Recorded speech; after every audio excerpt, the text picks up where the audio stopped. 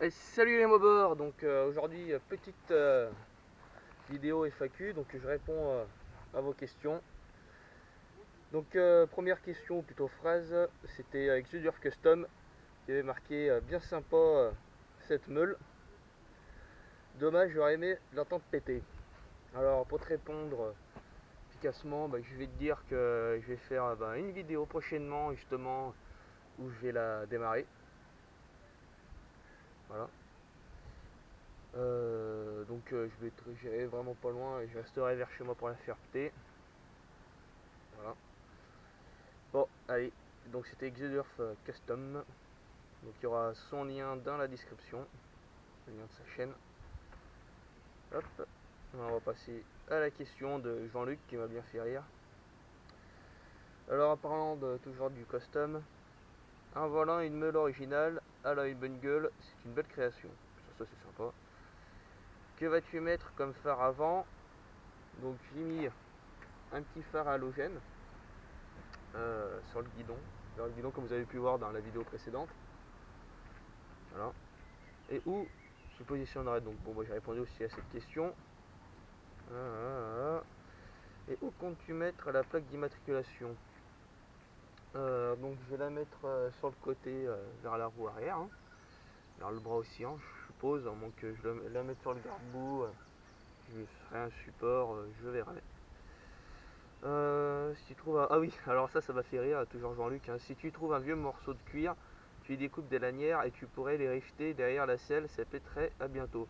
Alors non, du coup ça c'était la mode dans les années 50, voire même avant, enfin c'est dépassé, puis même que ce soit une mode ou pas, hein, je déteste ça, ça fait kéké du deux roues, ça fait Jackie, ça fait indien, donc je suis pas un Apache ou un Navarro, hein, donc, ou un Cheyenne, hein, quand on y est, donc non, je mettrai pas cette guignolerie, donc voilà. Bon en espérant que j'ai répondu à tes petites questions Jean-Luc. Allez, question suivante. Mob 11. Alors, de quel coin es-tu? Alors, moi je me trouve dans la Loire. Je ne dirai pas où exactement. Sauf si vous êtes ami avec moi sur Facebook ou autre, je le dirai.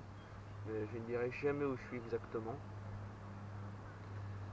Quel âge as-tu? Toujours Mob 11. Il me drive ou quoi 28 ans. La mobilette que tu rêverais d'avoir. Pas de custom, une d'origine. Alors, une d'origine, j'aimerais avoir. Alors, c'est un modèle qu'on arrive à trouver, mais qui devient quand même assez rare. Oh putain, il y a un tracteur qui passe, je sais pas si on va m'entendre. Du coup, moi j'aimerais bien avoir une Excalibur. Voilà. Que je n'aurai jamais, hein, parce que c'est beaucoup trop cher, parce que les mecs ils se touchent. Hein. Certes, elle est chromée, ok. Mais pourquoi la vendre si cher? Juste parce qu'elle a un tirage, c'est parce qu'elle est rare. Enfin, je trouve cet argument débile, hein, parce que je vois des annonces d'Excalibur, ou même des fois des fausses Excalibur. Je vois des Excalibur à 5000 €, voire 2000 €. Enfin, ok, elles sont en très bon état, sont restaurées.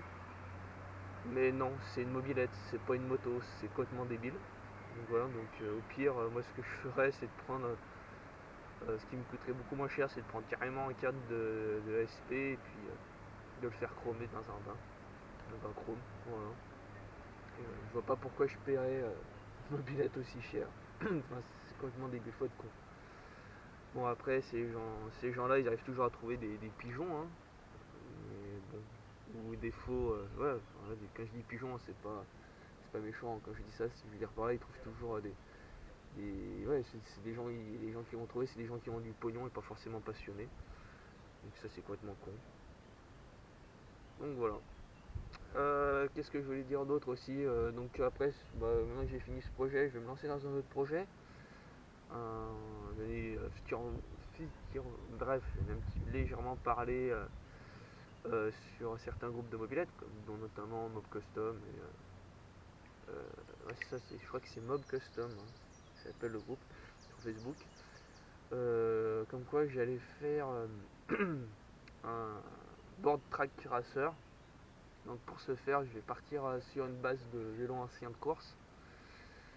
Et je vais lui mettre un moteur V7 ou AV10. Donc bon, je vous rassure, le cadre ne sera plus cadre type vélo, hein, il va être modifié pour faire un peu moto quoi, mais là-bas c'est ça, un board track, hein, c'est des tubes très fins, donc je vais garder le délire des tubes fins, que ça soit très léger, et comme ça au moins ça sera en poids plume on va dire, hein, et ça sera cool. Du coup ouais, je vais partir sur un AV7 ou un AV10, comme ça moi je vais pas partir sur un moteur de motoculteur, parce que j'avais déjà pensé à ce délire, mais je pourrais jamais faire une IMAT, j'aurais pas de numéro. À moins de tricher, mais ça c'est pas mon délire, tricher. Voilà. Du coup, pour le numéro châssis, c'est pareil, je n'aurai pas. Je vais partir sur un cadre de vélo, mais du coup, ce que je ferais, je prendrais un numéro châssis. Enfin, je me débrouillerai, et du coup, comme ça, je vais pouvoir l'assurer, l'immatriculer, et je vais pouvoir rouler avec mon board track. Voilà, voilà. Donc, après, pour ce qui est des réservoirs, je pense que je vais le faire maison. Voilà. Donc, comme ça, au moins, c'est là où on verra vraiment nos compétences de soudure. Ou soit partir d'un réservoir existant, d'un vrai réservoir, mais de modifier le réservoir. Voilà. Faire par exemple un faux réservoir à partir d'un vrai, c'est-à-dire l'allonger et tout, avec des plaques ou autre, pour faire genre qu'il a beaucoup de capacité, alors que en fait non, c'est un réservoir tout con. Donc voilà, ça peut être un bon délire. Voilà. Donc bon, en espérant que j'ai répondu aux questions de tout le monde. Et je vous dis à la prochaine vidéo. Mettez un petit pouce bleu, ça fait toujours plaisir. Et mettez un commentaire, c'est pareil, ça fait plaisir. Et ceux qui ne sont pas abonnés, abonnez-vous. Allez, ciao.